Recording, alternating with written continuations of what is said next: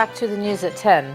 The Islamic movement in Nigeria has described as untrue the claim by the Nigerian military authorities that only 7 members of the movement were killed during the December the 12th, 2015 bloody clash between the group and soldiers in Zaria, Kaduna State.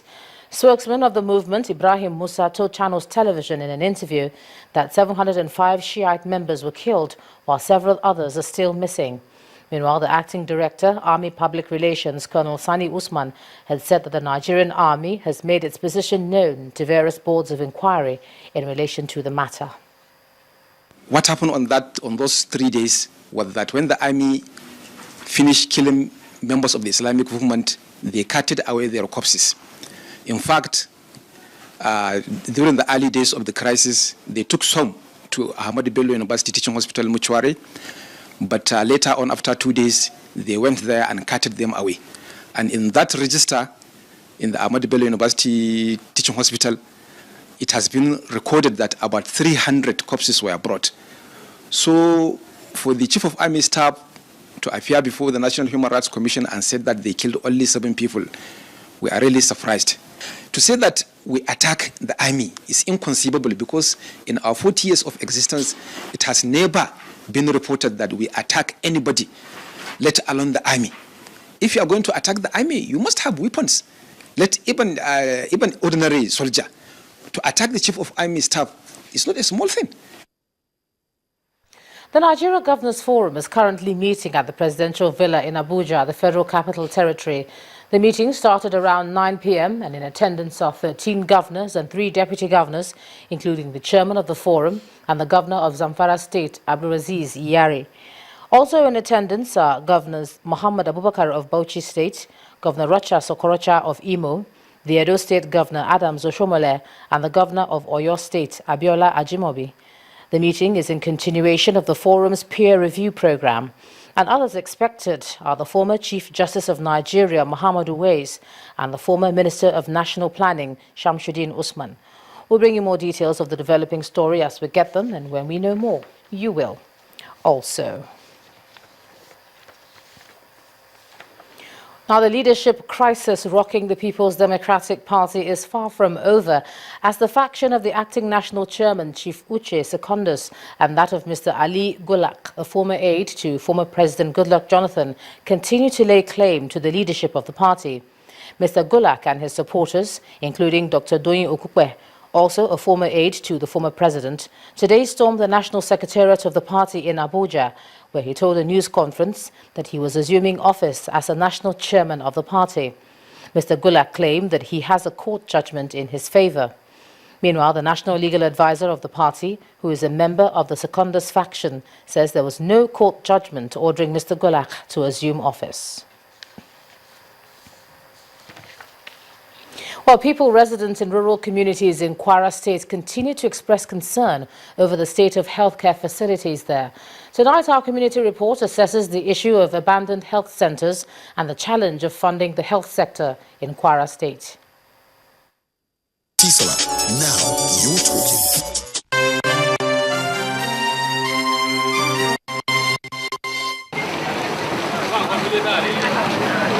This is the specialist hospital in Ilorin, the Kwara State capital.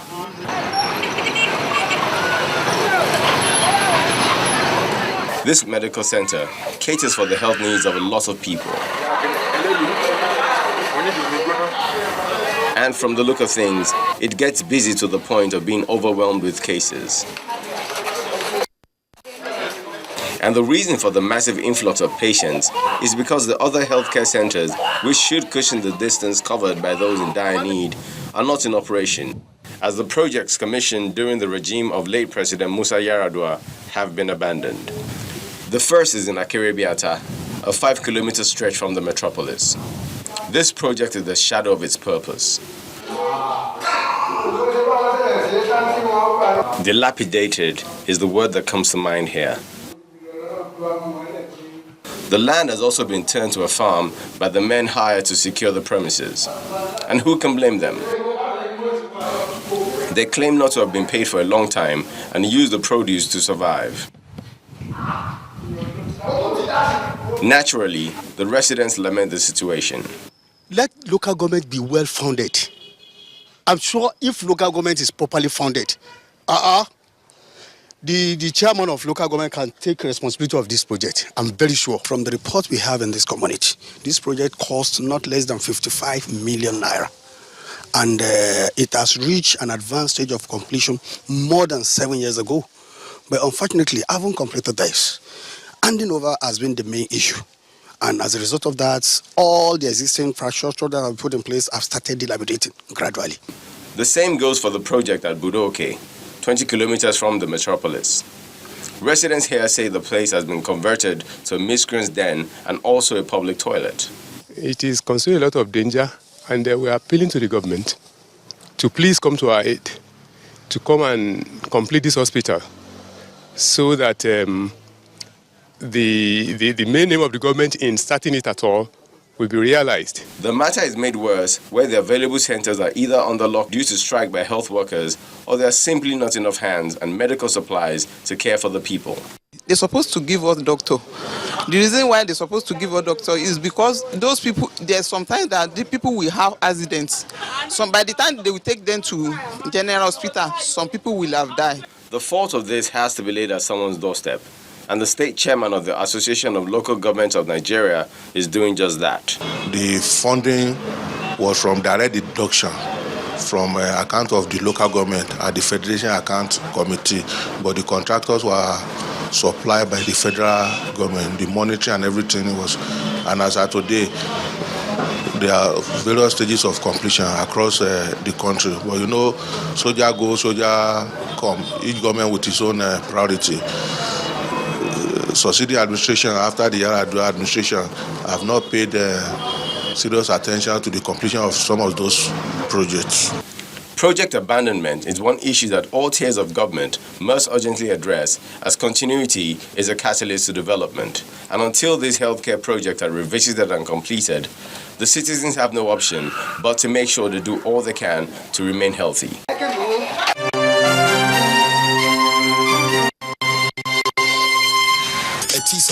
Now you're talking. To health matters now, where health officials in Nasarawa State say a nurse who treated a patient infected with Lassa fever has died in Lafia, the state capital.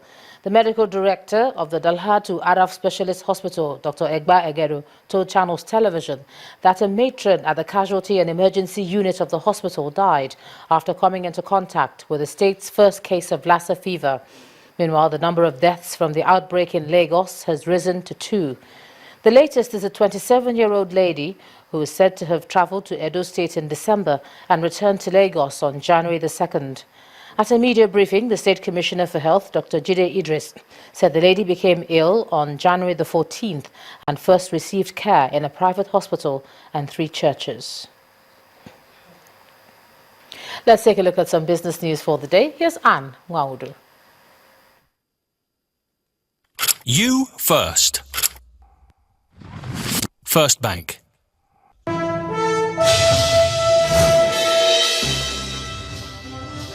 Hello, welcome to Business News. Nigeria's Finance Minister, Mrs. Kemi Adeosun, says there should be better harmony between fiscal and monetary policies in order to drive the economy forward. According to her, sustainable growth is better achieved with a streamlined and focused approach to all issues confronting a country at the particular time. Mrs. Adeosun was speaking in an interview with Channels Television at the just concluded World Economic Forum in Davos, Switzerland. Fiscal policy and monetary policy must always reinforce one another. We have an independent central bank. Not only do we have an independent central bank, they have an independent monetary policy committee that are independent economists, and they meet periodically to fine-tune our monetary policies.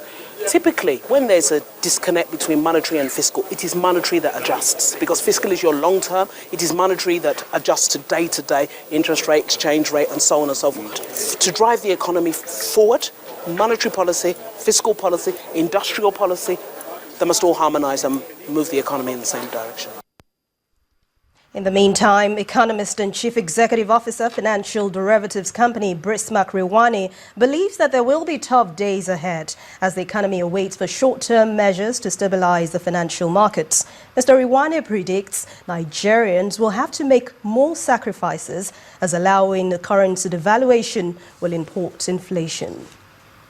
I think what we will see is some tough next 6 to 8 weeks. And then we begin to struggle as we recover. But the recovery is not going to be a V-curve. It's not going to be, we're not going to have an overnight sensation. We are going to have to work our way out of this as a country and as people. And everybody in Nigeria, every individual, every government, state government, federal government, has to decide what it will give up. You cannot live the same way you were living when the price of oil was 70, when it was 90, when the price of oil has now come down to 30. So, Harriet, you have to decide the things you did last year, how much of it are you going to give up? 50% of them you have to give up, either in volume or in value. I have to do the same. I have to decide if I was eating cheese, I'm going to eat something else. If I was eating butter, I have to eat margarine. If I was eating rice, I have to eat cassava or something. So basically, as long as my calorific intake does not suffer too much and I can survive, that's what it is. What sacrifice are we willing to make as people, as individuals, and as a nation? Over to the Nigerian Stock Exchange now. Negative investor sentiment on equities has extended today as sell-offs persisted on value-driven stocks across all sectors. Temple Ashaju tells us more.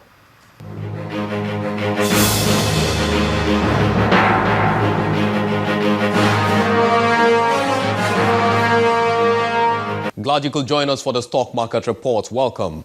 Bearish trend persisted in the Nigerian stock market at midday trading as the financial services sector and the industrial goods stocks weighed down the market by 2.09%.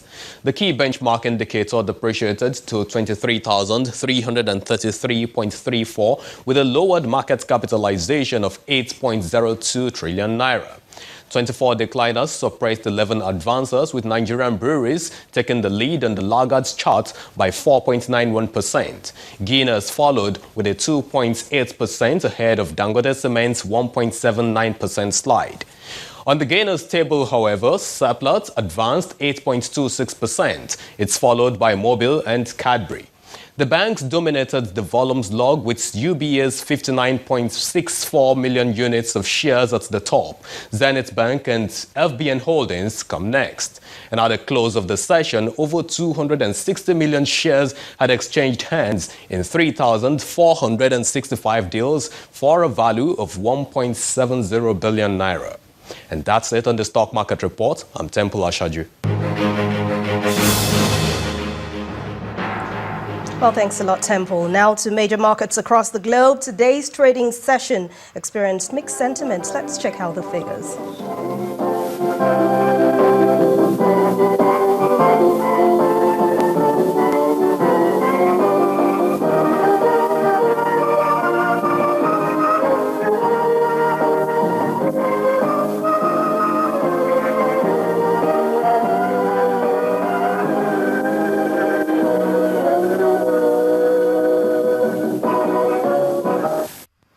That's a wrap on business news. Thank you for watching. I'm Anne Nwawadu. The rest of the news at 10 continues with Ijoma. You first. First Bank. Breast milk is the best nutrition for infants from birth to 6 months, but where there are challenges which life sometimes brings, specially formulated substitutes may have to be introduced. Now, this was the focus of a discussion at a one-day symposium organized by Promasidor Nigeria, makers of dairy products, beverages and cereal.